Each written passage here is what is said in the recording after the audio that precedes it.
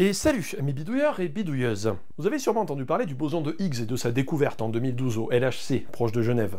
Mais vous avez déjà vu les installations qui ont permis cette découverte? Non, parce que c'est un truc de fou.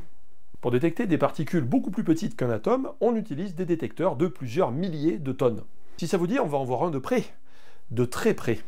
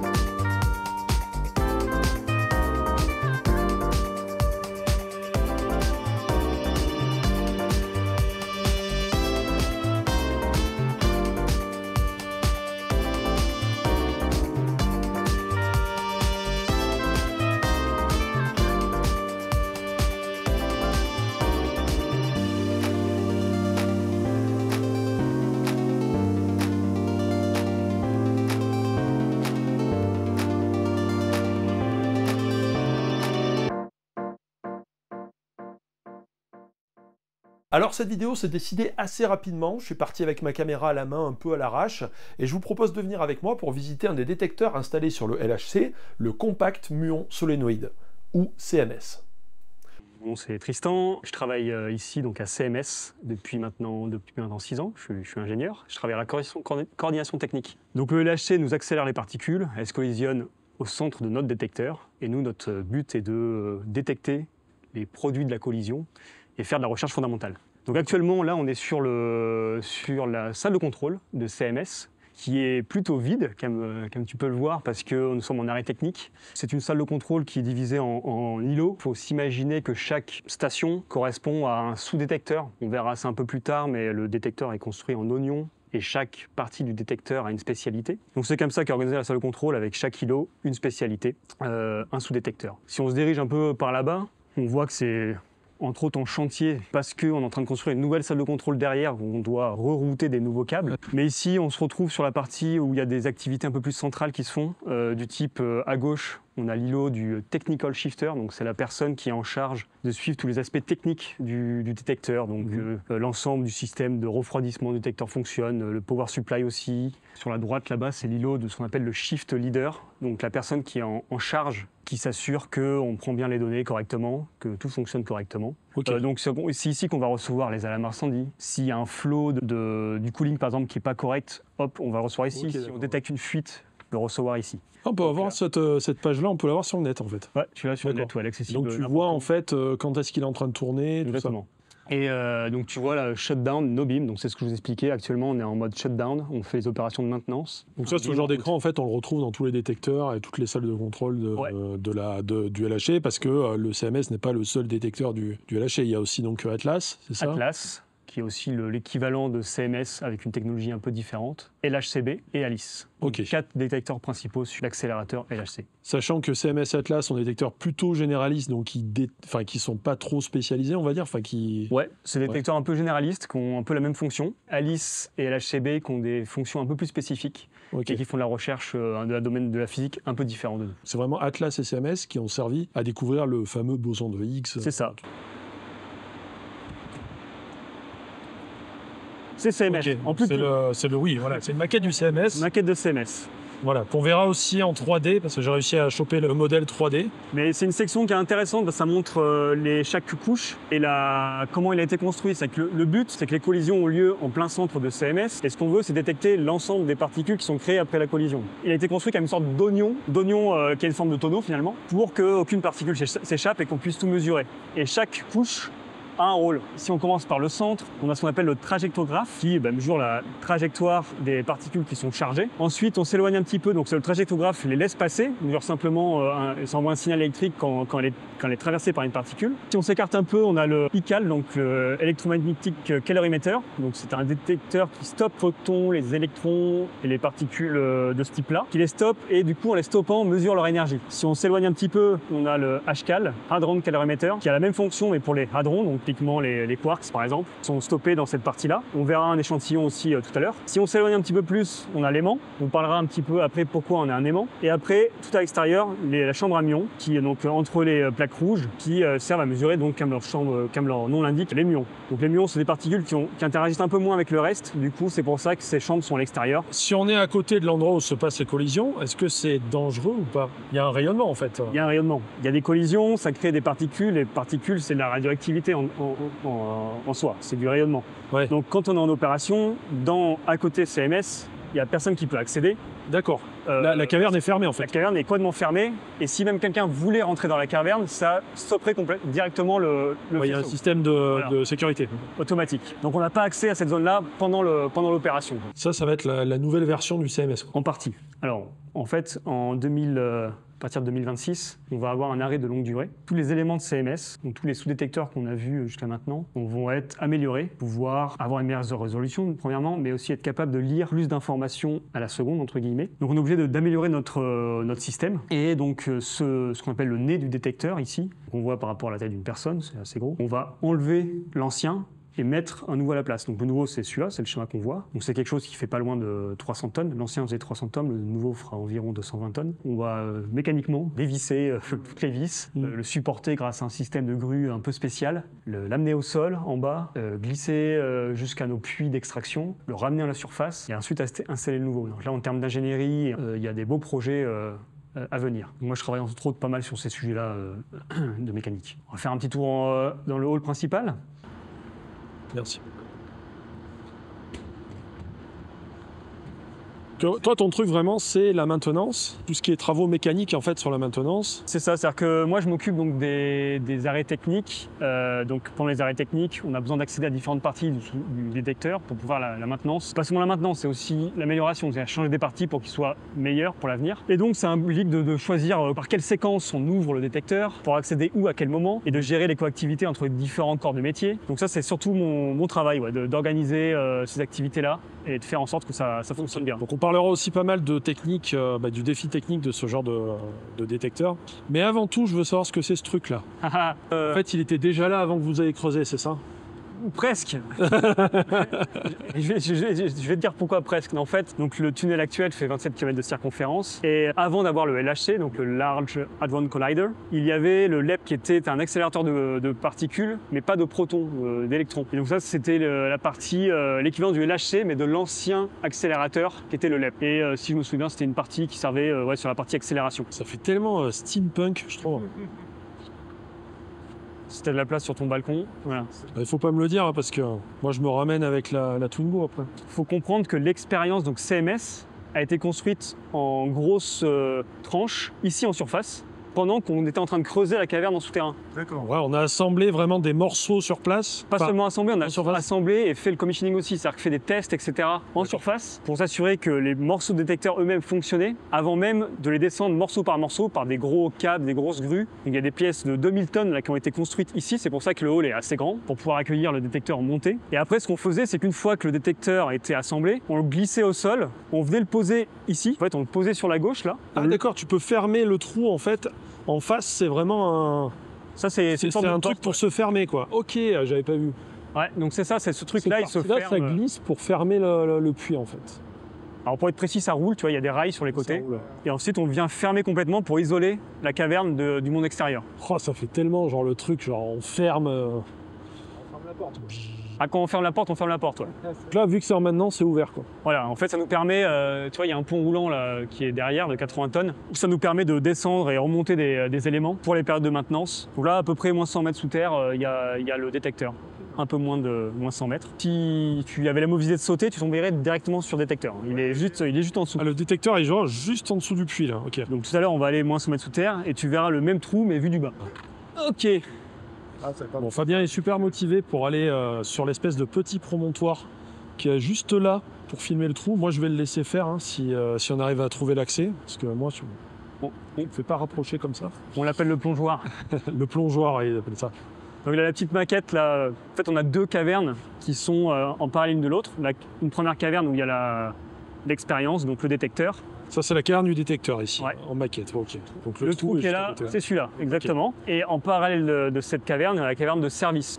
C'est par là qu'on va descendre en fait. On va descendre par ce côté-là, ouais. Ok. Donc cette caverne-là, comme elle est isolée de l'autre par plus d'un mètre de béton, on y a accès en permanence. Même quand le détecteur est en opération, quand il y a des collisions en cours, on n'a pas accès à celle-là. Par contre, on peut venir dans celle-là. On y passera, on commencera par ça, ouais. Ouais, donc Qu'est-ce que c'est que ces trucs jaunes là? qu'est-ce que c'est que ces trucs jaunes? C'est plus ou moins du Lego, en un peu plus gros. Dans notre séquence d'ouverture du détecteur, on doit retirer certains morceaux pour pouvoir être capable de l'ouvrir. Ça, on le verra un peu mieux quand on sera en souterrain. C'est des pieds, ouais. C'est des socles, plus ou moins des socles. Allez, je récupère un dosimètre et puis... Ça, c'est le puits de service, ça. Ouais, plus de service, ouais. Allez, viens. Allez, viens, on est bien. En fait, je vous ai pas parlé de Fabien, donc, qui est qui nous suit, voilà, qui nous accompagne. Notre Sherpa. Voilà. C'est le Sherpa, voilà, qui porte le sac. Voilà, donc Fabien est un ami du lycée, voilà, et que j'ai proposé, j'ai dit ça t'intéresse le LHC, il a dit oui. Magnifique. Donc Let's on va descendre à moins 100 mètres sous terre, mais vous voyez qu'on n'a pas beaucoup d'étages finalement, on en a que 3. Donc on va commencer par le moins 2. C'est parti. Bon, pendant qu'on est ça, on va en profiter pour réviser un peu. Je suppose que certains d'entre vous ont déjà vu les vidéos sur le LHC de Science Étonnante, par exemple, ou de Je m'énerve pas, j'explique, mais ça fait toujours pas de mal de rappeler un petit peu les bases. Je précise au passage que ça va se ressembler un peu parce que, il n'y a pas 50 manières d'expliquer la théorie. Mais promis, ensuite, on va voir des choses que vous n'avez jamais vues. Tout part de ce qu'on appelle le modèle standard de la physique des particules. Comme son nom l'indique, le modèle explique les particules élémentaires et leurs interactions. Des particules élémentaires, il y en a actuellement 17. Certains ont des noms rigolos, comme quark étrange, gluon ou muon, et les interactions possibles entre ces particules sont complexes. Elles peuvent s'annihiler, se désintégrer, absorber ou émettre, etc., etc. Bref, avant 2012, on avait validé expérimentalement l'existence de toutes les particules sauf une, le boson de Higgs, ou boson BEH pour les vrais qui savent, ou qui ont lu Wikipédia. Je vais pas m'étendre sur le rôle du boson de Higgs dans le modèle standard, parce qu'il y a plein d'autres vidéos qui le font très bien. En très gros, à la base, le modèle standard partait du principe que les particules élémentaires étaient de masse nulle. Sauf qu'expérimentalement, on s'est rendu compte que c'est pas le cas. D'un point de vue théorique, le problème fut réglé avec les champs scalaires de Brute-Englert-Higgs, d'où le BEH, et donc l'existence d'une nouvelle particule, le boson de Higgs. Je dis « et donc », mais en réalité je suis incapable de vous dire pourquoi une particule ni ce qu'est un champ scalaire. Pour que le modèle standard fonctionne avec des particules ayant une masse, on suppose l'existence d'une nouvelle particule. Manquait plus qu'à vérifier si elle existe. Sauf que la théorie dit que ce boson est très difficile à saisir. Il a une durée de vie ultra courte, le rendant indétectable directement. Il est lourd, ce qui demande des niveaux d'énergie assez énormes pour le créer. Et en plus de tout ça, il est très rare, ce qui demande de faire énormément de collisions pour avoir une chance d'en créer un. C'est là qu'on en arrive au LHC. Ouais, il est super lent cet ascenseur. Le principe du LHC, pour Large Hadron Collider, est d'accélérer et de guider des particules, des protons ou des ions lourds. Après avoir passé par des étages d'accélération, le faisceau de particules est divisé en 2 lignes à sens inverse. Le tout est monté en puissance et maintenu pendant plusieurs heures au niveau du plus grand anneau, le fameux LHC. C'est dans ce genre de tuyau que ça se passe. On a une section là, de la partie accélération et la partie LHC. On a 2 sections différentes, la partie quadripôle et la partie dipôle. Donc on voit bien la partie dipôle avec les 2 aimants qui font un dipôle. Donc là, c'est les aimants, donc ça, c'est les parties supraconductrices, on va dire. Exactement. Ok. Exactement. Avec au centre les 2 tubes, les tubes à vide où on a un vide très poussé, on est de l'ordre du vide interstellaire, donc très peu de particules, parce qu'évidemment, si ton faisceau il rencontre de l'air quelque part, donc il va collisionner avec cet air-là. Donc on a le dipôle qui sert à courber le faisceau de particules pour s'assurer qu'il fasse le tour du LHC. Pour pas qu'il touche les bords, quoi. Pas qu'il touche les bords, ouais. Donc il faut bien qu'il soit bien guidé au centre. Il fait le tour du LHC qui est accéléré plusieurs fois, plusieurs tours jusqu'à atteindre l'énergie nominale. Et quand l'énergie nominale est atteinte, on dévie un tout petit peu pour qu'il se croise au niveau de l'expérience et qu'il y ait des collisions. La partie quadripôle a une fonction un peu différente. Donc là on voit bien les quatre sections. Le but ici, c'est de s'assurer que le faisceau est bien dense, vraiment très fin, de façon à ce que quand les 2 faisceaux se croisent, il y ait assez de chances de collision. Dans les tuyaux sous vide, le flux de particules n'est pas régulier. Il est composé de paquets de plusieurs milliers de milliards de protons séparés par quelques dizaines de nanosecondes, soit 40 millions de paquets par seconde. Le détecteur CMS se situe au point numéro 5. À cet endroit, les 2 faisceaux sont déviés l'un sur l'autre. Alors que chaque paquet contient plusieurs milliards de particules, seulement 30 à 50 de protons entrent en collision à chaque paquet qui se croise, ce qui nous fait environ 1 milliard de collisions par seconde. Juste pour préciser, ces chiffres sont issus du run numéro 2 du LHC qui s'est terminé en 2018. En 2024, on est pendant le run 3 et entre chaque campagne, on améliore l'engin. Donc le nombre de collisions évolue. C'est juste pour vous donner une idée, on va dire, des ordres de grandeur. Si la motivation principale pour construire le LHC était de trouver le boson et d'en faire une étude approfondie, on l'utilise pour tout un tas d'autres recherches. Il n'y a pas uniquement ça, quoi. Les collisions créent tout un cocktail de particules qui vont se combiner entre elles et éventuellement créer des bosons de Higgs. Par exemple, la fusion de deux gluons crée un boson de Higgs. Mais quand un boson est créé, sa durée de vie est tellement courte qu'il ne peut pas être détecté. En revanche, il se désintègre en d'autres particules qui, elles, sont détectables, comme les photons par exemple. Ok, donc il suffit de détecter ces photons et on est bien. Alors oui, mais non. La création du boson de Higgs ne représente que 0,000000001% des collisions. Tout le reste, c'est du bruit. Pour être sûr d'avoir repéré le boson de Higgs, il faut un sacré nombre de collisions pour avoir un nombre suffisant de bosons. C'est ce qu'on voit sur ce graphique. La courbe bleue représente le nombre d'événements qui donnent 2 photons en fonction de l'énergie. C'est une prédiction qu'on peut faire avec les particules qu'on connaît déjà. Donc on utilise le modèle standard, on se dit ok, à tel niveau d'énergie, si on fait X milliards de collisions, on va obtenir tel nombre de collisions qui donnent 2 photons. Ensuite, on ajoute les points. Ce sont les mesures effectuées par le détecteur. Tout colle avec la théorie, sauf ici, où on voit une sorte de bosse, de pic. Il y a une différence entre la mesure et la prédiction. Ceci trahit la présence de quelque chose de non prévu, en l'occurrence le boson de Higgs. Il y a une analogie que j'ai piquée sur le site du CERN, c'est un dé pipé. J'ai pris un dé, j'ai percé une face pour y mettre du plomb à l'intérieur. Imaginons que je ne sache pas qu'il y ait du plomb ici. Je pense que c'est juste un dé normal. Comment faire pour savoir si le dé est modifié? Si je fais que quelques lancers, je peux pas le savoir. Je vais obtenir des chiffres différents et je pourrais pas savoir s'il y a vraiment une modification qui a été faite. Mais si j'en fais beaucoup, genre 300, et que je note la face à chaque jet, ça donne ça. Sur les 6 faces, le dé est plus souvent tombé que les autres. Parce que le 2 est à l'opposé du 5, qui est la face la plus lourde avec le plomb. Et si cette petite expérience vous a plu, sachez qu'elle était déjà sur mon Instagram. En effet, je me suis lancé sur Insta, je vais faire des reels, je vais faire des stories aussi pendant les tournages quand je fais des visites, un petit peu de bricolage, d'impression 3D ou encore des expériences, comme avec le dé là, voilà, si j'ai une idée. Si ça vous intéresse, n'hésitez pas à vous abonner, lien dans la description, qui s'affiche sur l'écran, sur mon site web, enfin bref, de partout. Au LHC, chaque collision est l'équivalent d'un lancer de dés. Et il en faut un sacré paquet pour réussir à mettre en évidence des phénomènes. Cette animation montre comment la courbe précédente a été obtenue. Le temps qui passe représente le nombre de collisions effectuées. Pour obtenir ce résultat, il a fallu faire des milliards de collisions. Cette quantité est appelée la luminosité intégrée. Et bien sûr, histoire de rajouter une petite couche de complexité par-dessus tout ça, tous les bosons créés ne se désintègrent pas de la même manière. C'est-à-dire que l'apparition d'un boson de Higgs ne se traduit pas toujours par la présence des mêmes particules. Il y a des désintégrations plus rares que d'autres et des désintégrations plus facilement identifiables par les détecteurs que d'autres. Donc pour confirmer l'existence du boson, il a fallu générer un grand nombre de collisions, observer les collisions dans 2 grands détecteurs, Atlas et CMS, qui utilisent des technologies différentes pour être sûr qu'on obtienne les bons résultats, puis garder que les collisions qui pourraient potentiellement être un boson de Higgs. Et en multipliant le nombre de mesures, on a enfin réussi à obtenir un résultat significatif. Courage, l'ascenseur est presque en bas. Mais juste, histoire de rajouter un petit truc, un petit détail au passage, maintenant les chercheurs et chercheuses s'intéressent à mesurer précisément des événements encore plus rares, comme la création de paires de bosons de Higgs. La probabilité est tellement infime qu'il faut des milliards et des milliards et des milliards de collisions. On a donc progressivement amélioré la luminosité du LHC. Et on va encore mettre à jour le LHC dans le futur pour multiplier la luminosité actuelle. C'est le HL-LHC pour High Luminosity LHC, une grosse mise à jour du collisionneur et des détecteurs qui va prendre plusieurs années de travaux. Ah, ça y est, on est arrivé jusqu'en bas, on est dans la caverne de service, je vous laisse avec Tristan. Moins 87,9 mètres, c'est précis. Exactement. Vous êtes au moins 2. Donc là, ça y est, on est en souterrain. On est sous terre, on n'a jamais été aussi proche. Tout à l'heure, là, on est dans le bâtiment, on va dire annexe, qui est juste à côté de la c'est caverne. ça, la caverne de service. Donc on est à le premier puits que tu as vu depuis le haut. Ouais. Et là, tu le vois depuis le bas.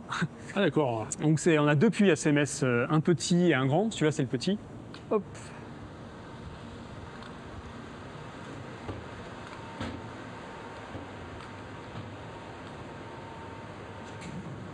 Il faut s'imaginer que comment se passe un run. Donc ce qu'on appelle un run, c'est le fonctionnement normal. Donc on a notre LHC qui est bien sympathique et qui nous envoie tout un tas de protons qui se collisionnent à CMS, entre autres. Il faut imaginer qu'en fait, dans l'accélérateur, il y a des wagons de nuages de particules. Donc c'est des bunches, donc des nuages de particules de plusieurs milliards de protons. Et tous les quelques mètres, il y a un nouveau nuage qui tourne. Une fois qu'ils ont atteint l'énergie nécessaire, le faisceau est un tout petit peu dévié pour qu'il se croise vraiment au centre de l'expérience et que parmi ce nuage, il y a quelques particules qui se collisionnent. Maintenant, il faut imaginer que ça veut dire qu'il y a 40 millions de nuages qui se croisent par seconde. Ça fait déjà pas mal de collisions par seconde. Bon, on fait des runs de à peu près 10 heures. Le même faisceau continue de tourner en permanence et envoie de la collision. Au bout de 10 heures, le faisceau n'est plus bon, on le jette, on en crée un nouveau, on le génère par les différents étages de l'accélération, on relance son accélération et on collisionne à nouveau. Et ça, toute l'année, à part période de maintenance. Oui, et même la nuit, en 3 ça tourne la nuit, tout ça. 24 heures sur 24, 7 jours sur 7. Donc ça fait beaucoup de données analysées, quoi. En fait, c'est même pas possible d'analyser tout ça.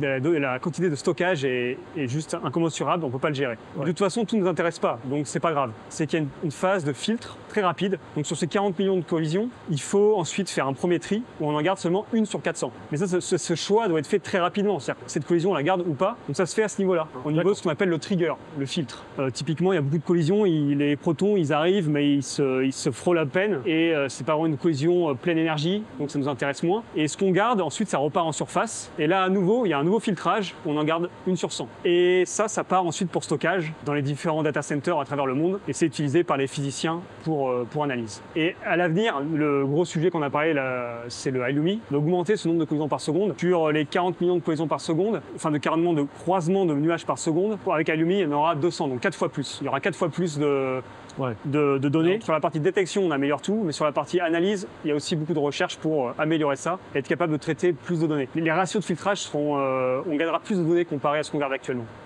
Excellent. Alors là, c'est un moment important, c'est-à-dire que là, on est en carrière de service. Ok. On va, jusqu'à là-bas, on va être encore en carrière de service, et ensuite, on va traverser le fameux mur béton qui nous sépare.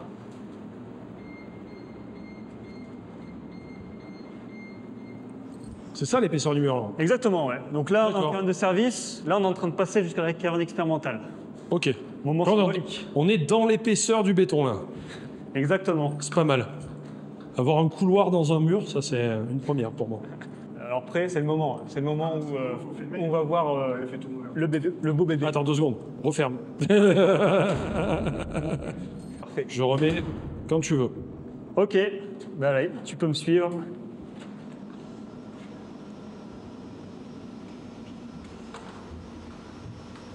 Oh, il est là. Donc bienvenue sur le cœur de la machine. Oui, ah, j'avoue là, c'est beaucoup plus impressionnant en vrai. Ah ouais.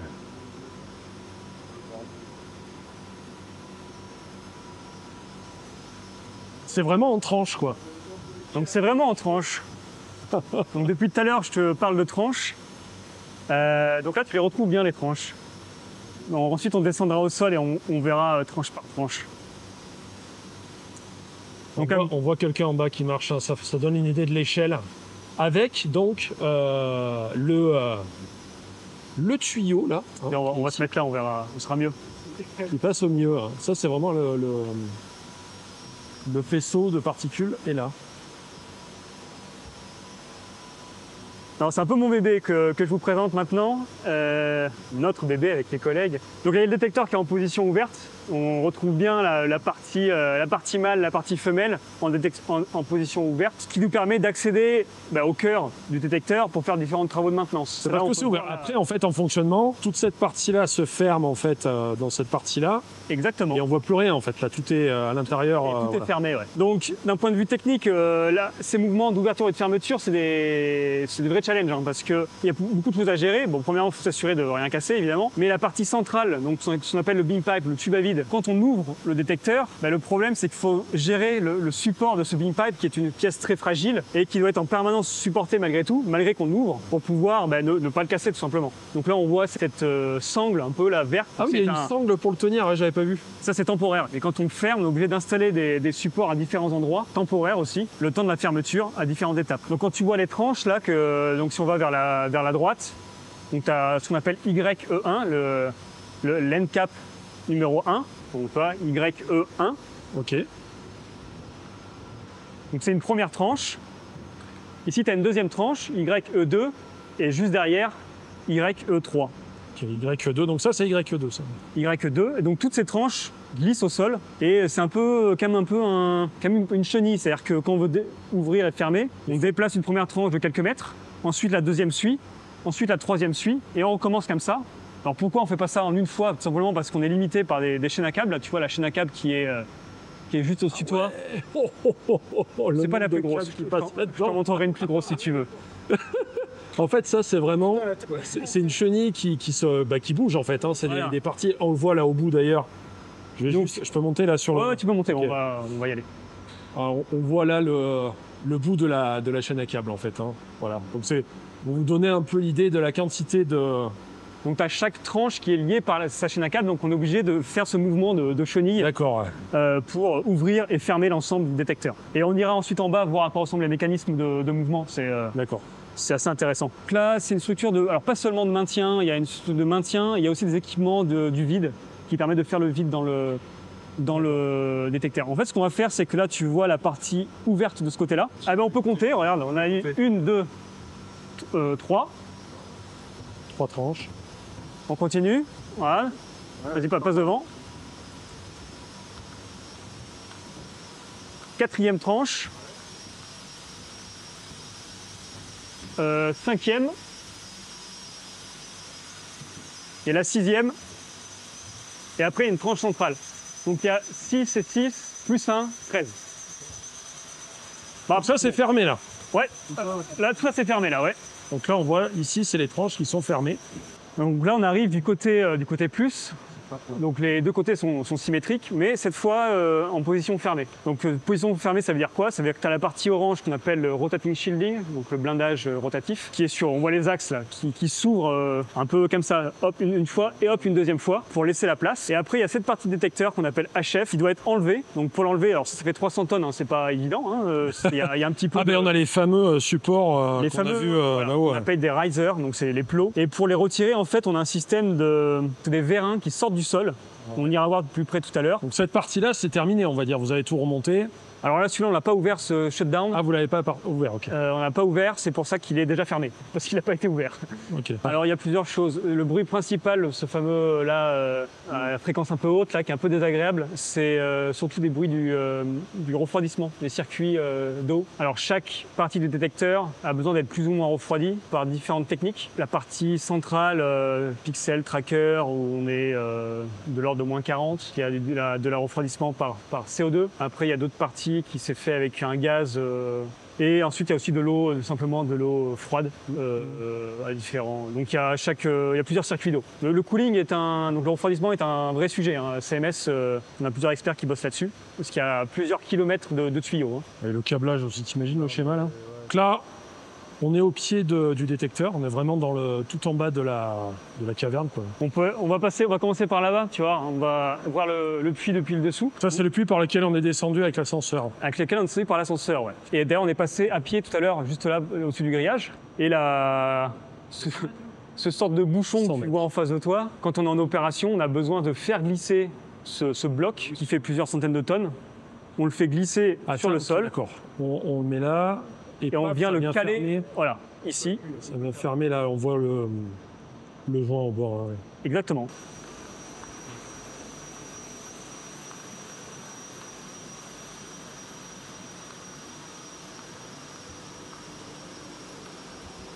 C'est magnifique. Hein. On voit bien les tranches hein, là. On voit bien une tranche qui est ouverte actuellement. Voilà. Là, on a une tranche qui est séparée des autres. Exactement. Alors comment maintenant on déplace ça, qu'on a besoin d'ouvrir ou de fermer? Ça pèse un certain poids, je suppose. Ouais, ça pèse un certain poids. On est de l'ordre du millier de tonnes. Ça dépend les tranches. Il y en a qui sont plus ou moins lourdes. Ça là est la plus lourde. En fait, déjà le premier point qu'il faut résoudre si tu veux déplacer quelque chose qui est lourd, c'est qu'il faut que tu puisses le tirer assez facilement. Donc le premier élément important de tout ça, c'est ce qu'on appelle le système d'AirPad. Donc c'est ces sortes de grosses galettes orange. Attends, tu veux dire que c'est sur coussin d'air ça? Exactement. Là, en fait, on envoie de l'air comprimé. Ah ouais. Et c'est le principe de l'aéroglisseur, en fait. On voit de l'air comprimé. Bon, il y a de la graisse aussi mais après, un peu tu peux autour. le pousser à la main, quoi. Voilà. En théorie, presque. Il y a un peu en vrai, d'inertie, mais bon. En théorie, presque. Le problème qu'on a, c'est qu'il y a une pente. Faut pas l'oublier. Là, il y a une petite pente de quelques degrés, quelques pourcents sur la caverne. Donc là, si tu veux fermer, tu es obligé de remonter la pente. Donc il faut quand même un petit peu de force pour ça. Donc une fois que tu as réussi à t'affranchir de la friction grâce à ton pain d'arrière, on lève un petit peu la tranche. Donc tu vois que juste au-dessus de la galette, tu as on voit ici, là, ouais. Et quand on a réussi à faire ça, on peut ensuite tirer vers la gauche si on veut fermer ou vers la droite si on veut ouvrir. Et c'est avec ces câbles-là, exactement. C'est un système qu'on appelle en anglais le strain jack system. Ce système-là, c'est le principe d'un vérin qui vient pincer le câble. Ouais. Donc tu as ton câble, il vient le pincer, il le tire, relâche, pince, tire, lâche, exactement. Ok, on voit que le câble est enroulé derrière. Exactement. Alors ça permet simplement la stabilité mécanique de la tranche. Ouais. Donc en fait, comment est fabriqué ça mécaniquement? Tu vois que tu as un chariot en rouge à peu près. On voit mieux peut-être sur celui-là, tu vois. La tranche est posée dessus. Est posée dessus et elle est stabilisée grâce à ces gros morceaux stabilisateurs, raidisseurs de chaque côté, quoi. Toute la partie en haut, en fait, coulisse. Et on voit les chemins de câbles ici qui bougent. Les chemins de câbles qui suivent la tranche. Alors le chemin de câble, alors, il paraît gros le chemin de câble. Au final, s'il n'est pas gros celui-là, on a un beaucoup plus gros qui est sous terre en fait. Là, vous voyez les tranchées. D'accord. Donc la tranchée, on l'ouvre. Là-dessous, il y a aussi des câbles qui passent. Il y a les câbles qui glissent. Et là, c'est des gros morceaux, quoi. Bon, comme tu peux le voir, il y a pas mal de nacelles en place parce qu'en semaine, là on est samedi, donc il y a moins d'activité. Il y a beaucoup d'activité dans cette zone-là. Et on est en train de terminer. Il y a un joint là qui descend. Donc ça, c'est toute cette partie-là, ça sert à isoler le détecteur qui est au centre du reste de l'atmosphère parce qu'on envoie de l'air sec à l'intérieur pour assurer d'avoir, parce que à l'intérieur du trajectographe, on est dans une atmosphère très sèche car c'est très froid. Donc s'il y avait trop d'humidité, il y aurait de la glace qui se formerait et ça poserait des problèmes pour l'électronique. D'accord. Donc là, on est en train d'installer toute cette barrière hermétique, voilà, merci, c'est le mot que je cherchais, hermétique, avec cette couche en aluminium plus des joints caoutchouc qui, une fois fermés, hop, assurons une étanchéité, on l'espère, la meilleure possible.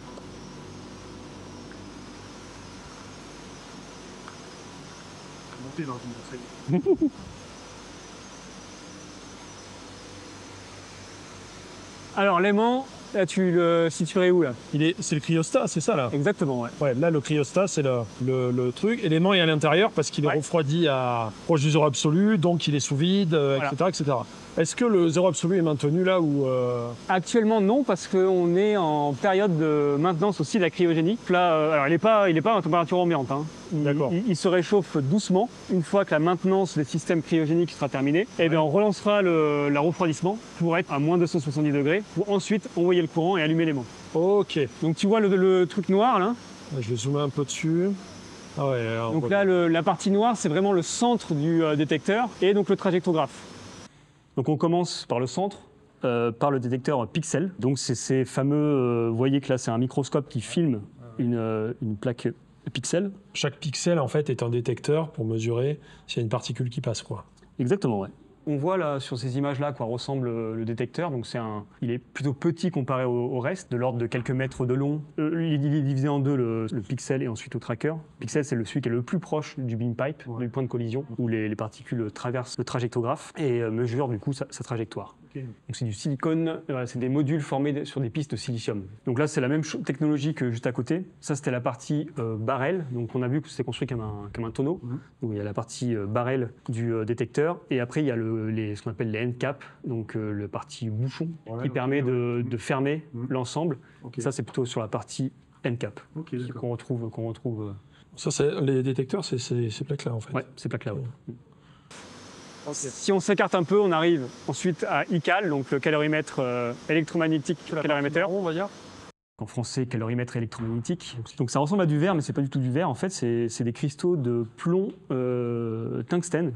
C'est du plomb tungstène, on arrive à faire des choses transparentes. Exactement, c'est du plomb tungstène qui est cristallisé, alors que c'est un process... C'est vraiment la partie transparente qu'il y a là. Ouais.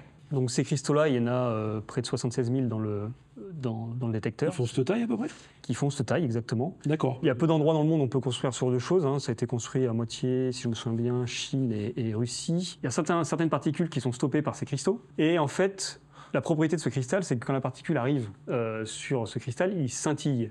Donc il crée de la lumière. Donc en mesurant cette lumière, on mesure l'énergie de la particule qui a été arrêtée par le cristal. Là, c'est du verre. Voilà. Et ça, c'est le vrai. Ah ouais, c'est beaucoup plus lourd. Donc c'est vraiment un cristal de plomb, c'est fou. Donc là, chaque morceau, ce morceau qui est à vue d'œil, qui fait 15 cm de long, fait 1,5 kg, pardon. 1,5 kg, d'accord. E-cal et ensuite à l'extérieur H-cal avant la partie plane. Voilà.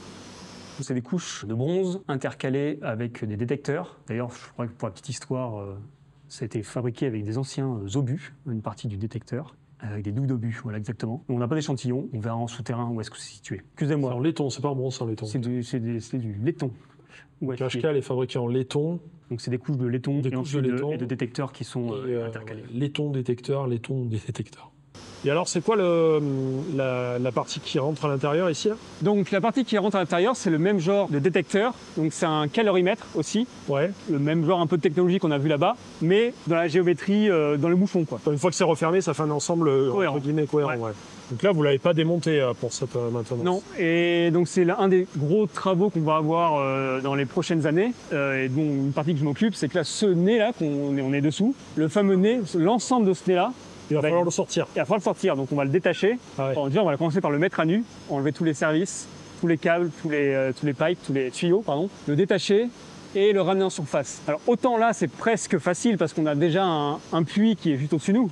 Mais l'autre côté, on ne peut pas le sortir par là, on est obligé de le sortir par l'autre puits qui n'est pas situé à la verticale. Donc on est obligé de le déplacer au sol et de le remonter par le petit puits dans le petit bâtiment. Et de mouvement lourd, c'est un vrai défi. Donc là, c'est l'aimant, ça, c'est un bout d'aimant, ça. C'est un bout d'aimant, ouais. C'est un bout d'aimant. Donc on voit bien là, donc il y a la matrice et au centre, les fameux câbles qui... Le câble supraconducteur, il est là. Hein. Il est vraiment juste là. On voit, tu as un échantillon là aussi. Alors déjà, pourquoi on a un aimant au milieu de l'expérience? Parce que quand on voit la taille de l'aimant, d'un point de vue technique, on se serait bien passé.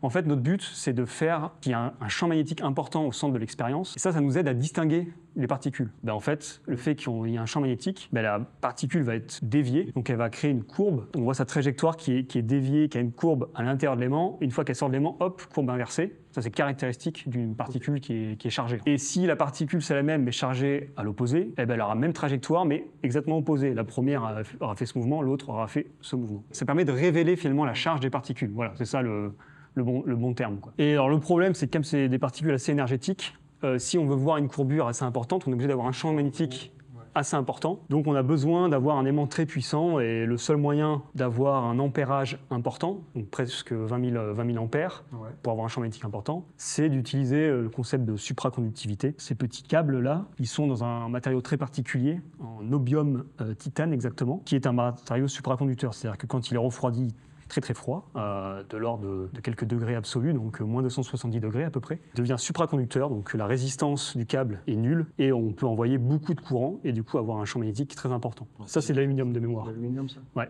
Donc là, si on parle d'ordre d'idée à peu près, donc là, cet aimant, c'est 3,8 Tesla. C'est à peu près 100 000 fois le champ magnétique de la Terre. Alors c'est vraiment le refroidissement, là, parce que la supraconductivité, il faut être proche du zéro absolu.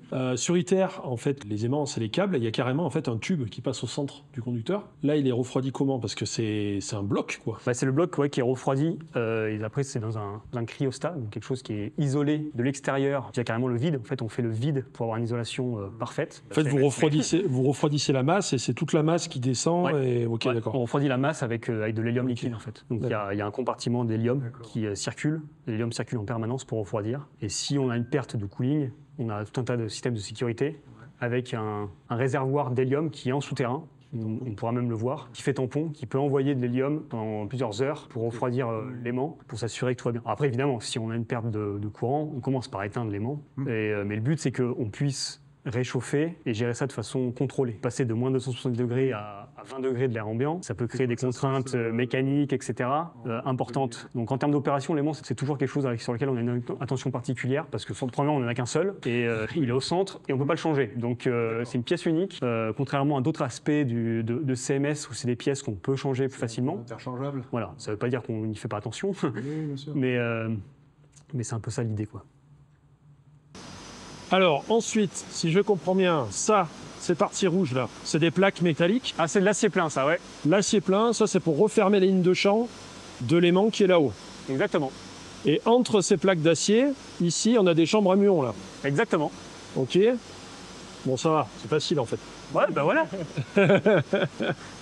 Donc on arrive sur les chambres à muons, donc on a plusieurs technologies de chambres à muons. On est après l'aimant là donc, hein, c'est ça. On est après l'aimant, ouais. Donc vous avez vu que CMS c'était le compact muon solénoïde. On a vu un peu sur la maquette qu'en effet il est compact comparé à d'autres détecteurs. Muon parce que voilà, on y arrive, on a beaucoup de chambres à muons et on a une certaine spécialité là-dedans, c'est-à-dire qu'on a beaucoup de chambres à muons aussi différentes, des technologies différentes qui nous permettent de détecter ces muons. Je ne vais pas rentrer trop dans le détail, il y en a plusieurs types, mais globalement c'est des chambres avec du gaz à l'intérieur et des fils de cuivre. Quand le muon passe à travers, il réagit avec le gaz, il se ionise et crée un signal électrique. Donc ça aussi, c'est une chambre à muons. C'est une vraie chambre à muons, ouais. C'est une chambre à muons où, quand on regarde de très très près, on voit les petits fils qui passent. Il y a plusieurs couches, il y a plusieurs chambres additionnées. Une particule de muon, elle s'échappe de CMS, elle passe à travers plusieurs chambres à muons. Donc elle est détectée plusieurs fois. Donc les différents types de détecteurs permettent de mieux caractériser la particule, quoi.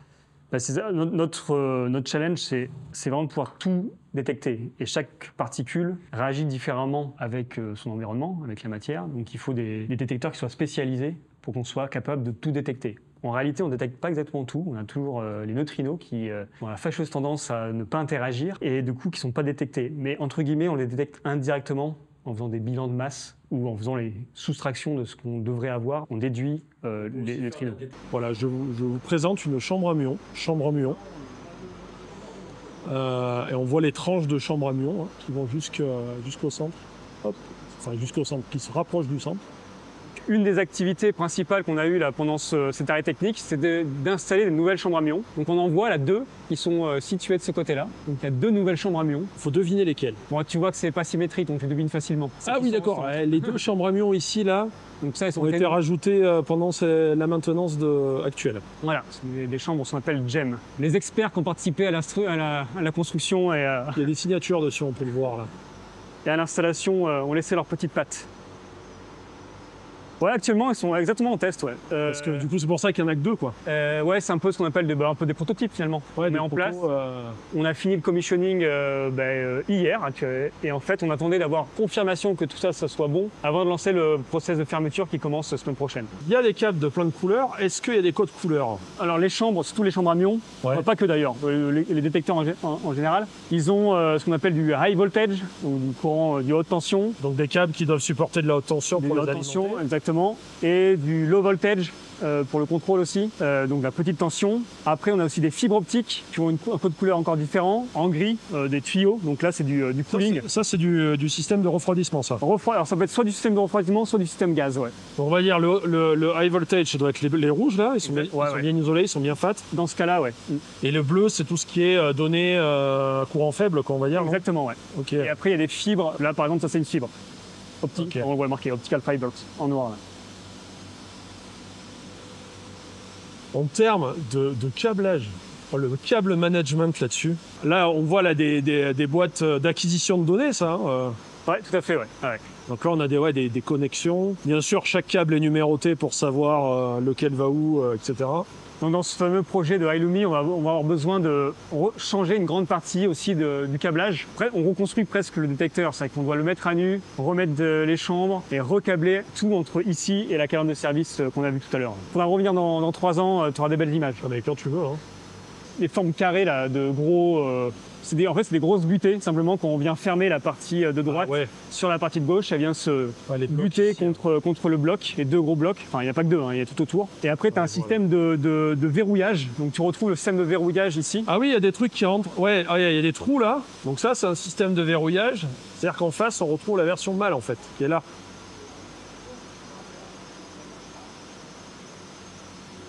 C'est vrai qu'on ne sait jamais si ça bouge après, hein. Avec le poids. Mais ça a peu de chance de bouger pour une bonne raison, c'est qu'une fois qu'on a allumé l'aimant, on commence par fermer le détecteur. Le champ magnétique a vraiment tendance à créer des forces mécaniques très fortes d'attraction. Et l'ensemble, alors on voit que c'est massif, hein, une tranche c'est massif. Hein. Elle est parfaitement comme ça. Une fois que l'aimant est allumé, la tranche a tendance à se courber d'attraction. Oh là là. Dans le champ magnétique du solénoïde, quoi.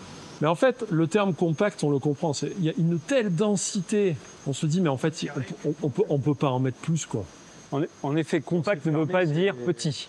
Et en fait, compact aussi, c'est un peu faire opposition à Atlas, qui lui est un détecteur qui est plus grand. Ouais, mais la taille, ça fait pas tout. La taille, ça fait pas tout, premièrement. Et, par contre, il est beaucoup plus aéré. À l'intérieur, il n'est pas compact. Et on retrouve au sol ce qu'on a parlé tout à l'heure, avec le système de vérin qui sortent du sol. Donc là, si on lève, ce couvercle, il y a un vérin qui fait plus de 1,50 m, pas loin, même peut-être 2 mètres, qui vient en appui. Ah, qui vient appuyer là-dessus, ok. Ouais. Et il y a la tête qui vient appuyer là-dessus. Donc ça soulève un petit peu le premier, et celui-là, on peut le retirer en arrière. On le fait glisser, hop, ok. et on vient le récupérer avec Ensuite, le pont on fait descendre celui-là en bas. Exactement. Et on recommence. Et on recommence. Ça, on rétracte, et on vient pousser sur le suivant. Et on vient pousser sur lui. Ok, donc là, on est au niveau -1. Au -1, donc tu retrouves ces barres, tu vois, ici. On a des énormes barres là, ouais. Qui repartent jusqu'à la surface. Ça, c'est des barres de cuivre en fait. Cuivre ou, j'ai un doute. Des barres de conducteur, quoi. C'est barres en tout cas de conducteur. Je pense que c'est du cuivre, mais j'ai quand même un doute sur le métal à vérifier, qui permettent d'évacuer le courant qui est à l'intérieur de l'aimant. En cas de problème, on a besoin d'évacuer l'énergie rapidement. Et ça repart en surface. Ou un problème qui est considéré assez grave pour l'aimant, automatiquement il réagit en déclenchant le fast dump. Voilà. Bon, ici il y a une partie cryo aussi ici. Avec la lueur rouge au fond là, c'est vrai. Il y a une ambiance là. Hein. C'est le néon qui est pourri, mais c'est joli. Voilà, au fond, on voit la partie cryogénie qui sert à alimenter donc en fluide de refroidissement le solénoïde. Ouais. Là, on a quelques câbles, mais ça, on a l'habitude. Ouais, 2-3. On en a déjà vu 2-3 aujourd'hui.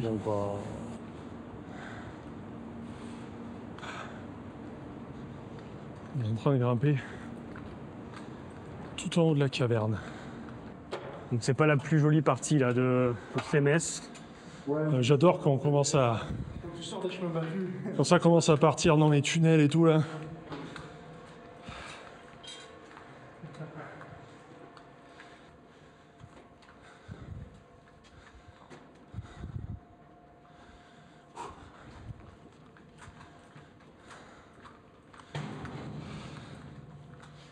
Ouh, c'est haut. C'est très très haut. Tu peux prendre ça? Ouais. C'est bon, tu vois? Ah, c'est intéressant. C'est bon. Ah bah peut-être tu peux me filmer un peu d'ailleurs, on me voit pas beaucoup à l'image. Bonjour, moi c'est Monsieur Bidouille. Je fais des vidéos. Et là nous sommes actuellement dans le puits de descente des pièces du détecteur. Le détecteur est juste en dessous. Et je dois avouer que c'est plutôt impressionnant. Donc, le détecteur. Le détecteur, oui, en effet. Retour à la surface. Je te laisse appuyer ou j'y vais? Ouais, vas-y, appuie. Allez. C'est beau. Merci pour cette visite, hein. C'était vraiment, vraiment bien. Oui, merci à toutes les équipes et au CERN, au LHC, à la collaboration CMS. Bon, on est resté pas mal de temps, c'est presque, ça doit être 17 h, donc il fait presque nuit dehors. Bon, c'était vraiment extraordinaire, c'était vraiment génial. Je ne sais pas du tout comment je vais réussir à monter tout ça pour faire une vidéo qui dure pas 4 heures. Ça va être intéressant en tout cas. J'espère que cette visite vous a plu. Je teste une nouvelle chose, vous avez sûrement remarqué, hein, c'est un format un peu plus, on va dire, vlog, c'est fait avec une gimbal, tout ça. J'espère que ce nouveau format vous plaît, que cette manière de faire vous plaît. Je ne sais pas encore ce que ça va donner en vidéo, on va voir. Hein. En tout cas, merci à l'équipe du CMS, merci au CERN, merci à Tristan pour la visite, c'était vraiment extraordinaire. D'ailleurs, il est juste là, voilà, il est en train de me regarder. Coucou. Merci pour tout, hein. C'était vraiment très très bien. Merci d'être venu. Voilà, merci à l'équipe du CMS, merci au CERN, merci. Qu'est-ce que j'oublie des gens? Ouais, c'est la collaboration CMS. Voilà, collaboration CMS, voilà, pour utiliser les termes adéquats. J'espère que cette vidéo vous a plu, j'espère que ce format, on va dire un peu plus improvisé, vous a plu, et n'hésitez pas à en faire des retours dans les commentaires. Et en attendant, je vous dis à une prochaine, amis bidouilleurs et bidouilleuses.